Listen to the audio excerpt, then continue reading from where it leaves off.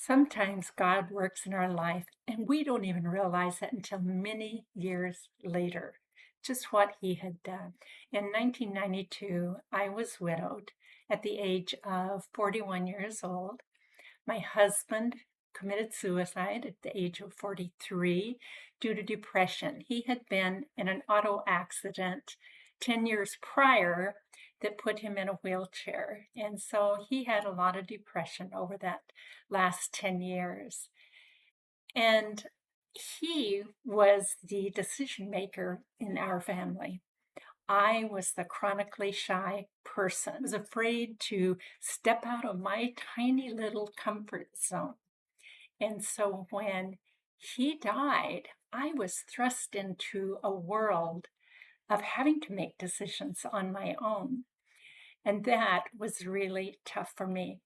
So I struggled with guilt over his death. I struggled with grief. I'd been searching the Bible for something to give me a bit of peace.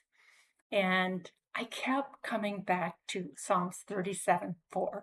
Delight thyself in the Lord, and he shall give you the desires of your heart.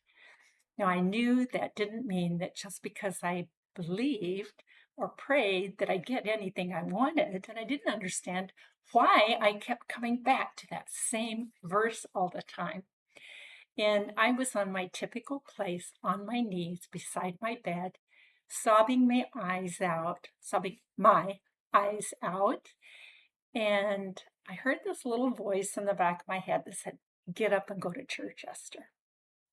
Well, the last thing I wanted to do was go to church with my red, swollen, puffy eyes.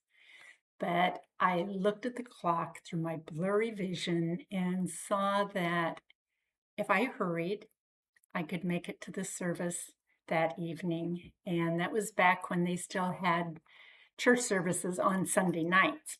Nowadays, usually they have home groups instead. So I drove to church and the music had already started. I went in the door of the sanctuary, and fortunate for me, the very back row by the door was empty.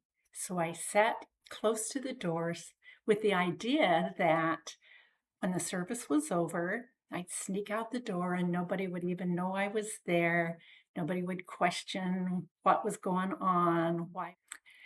But when the music stopped, the pastor stood up, and as he walked to the podium with his Bible open, he says, "I want you to turn to Psalms 37:4.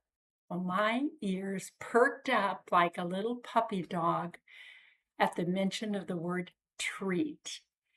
And so I waited as he waited for everybody to find their place in their Bible, Psalms 37:4. Well, he proceeded to explain in his version. He says, as fathers, when our children are hurting, we want them to climb up into our lap and let us comfort them.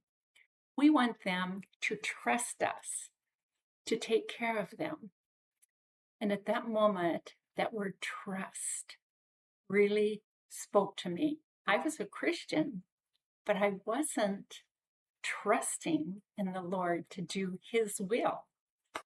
I wanted him to do what I was praying for, not what he wanted to do in my life. All the years prior, as I was attending church, I always felt a little jealous, or I didn't quite understand when people talked about, envious, I guess is the word, when people talked about their relationship with the Lord, because I knew I was saved. I knew where I was going when I passed from this earth, but I never felt that feeling of a relationship.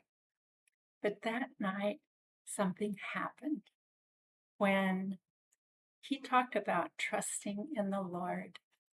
I knew I needed to do something different, and I rededicated my life to the Lord. And I realized that that little voice that I heard was the first time I'd ever really heard the Holy Spirit speak to me. It was like a light bulb went on, and I thought, now I got it. I got it. I really felt that relationship with the Lord after that point. Since I was being forced to make a change in my life with my husband gone, I decided that I needed to start learning to step out of my tiny little comfort zone and to step beyond my fears. So I challenged myself to start overcoming those fears. When I was faced with a decision I had to make, I literally had to say, Esther, step out of your comfort zone. And little by little, one step at a time, I saw that comfort zone growing and growing and growing.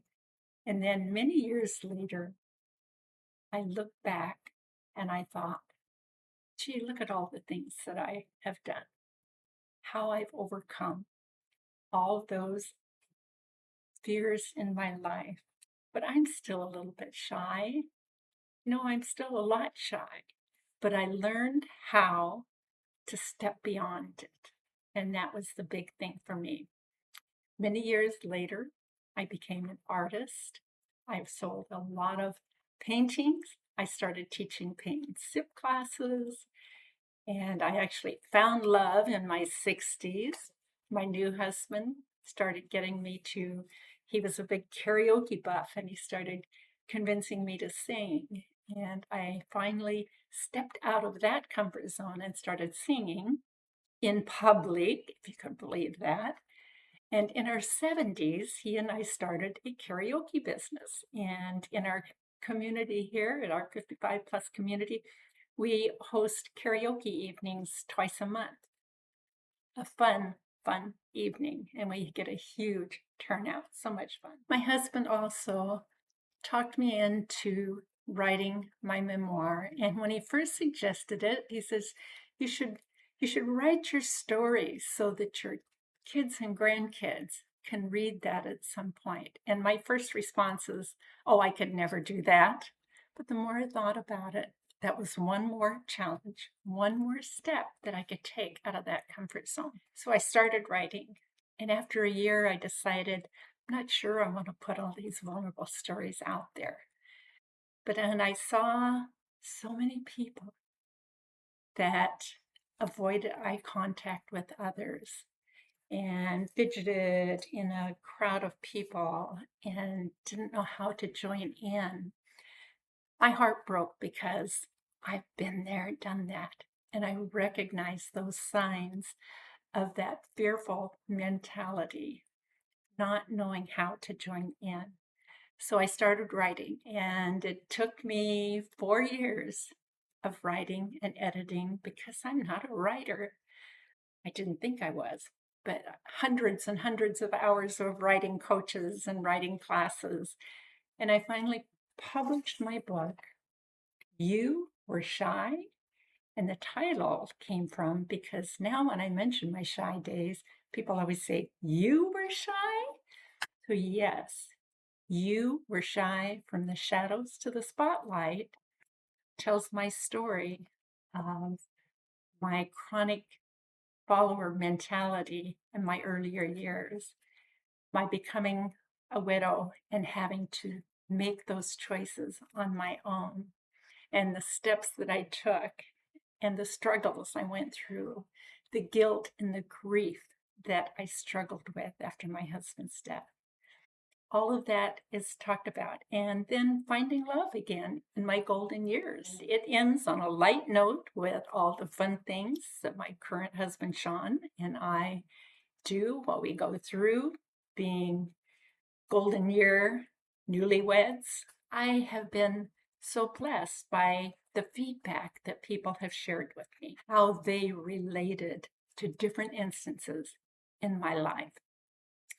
But to get back to the story of my testimony, it wasn't until I sat with my book in hand, reading it as a reader and not as the author, that story after story, I realized, you know, Esther, you didn't just do all of that on your own.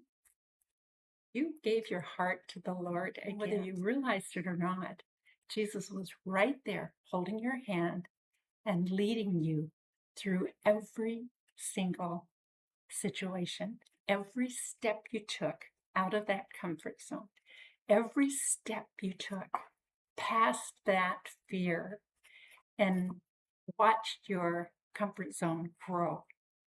It was because God was right there helping you. So I want to encourage you that it's never too late. I was in my 40s when I started stepping out of my comfort zone.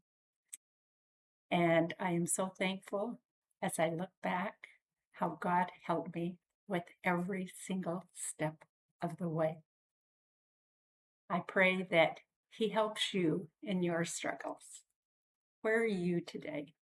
Are you hiding in the shadows of your comfort zone?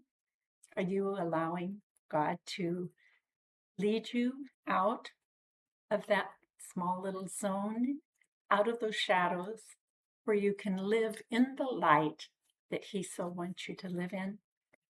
One of my favorite verses is Joshua 1:9. Be strong, be courageous. Do not be discouraged, for the Lord your God will be with you wherever you go. And I try to tell people that word wherever, that also means out of your comfort zone.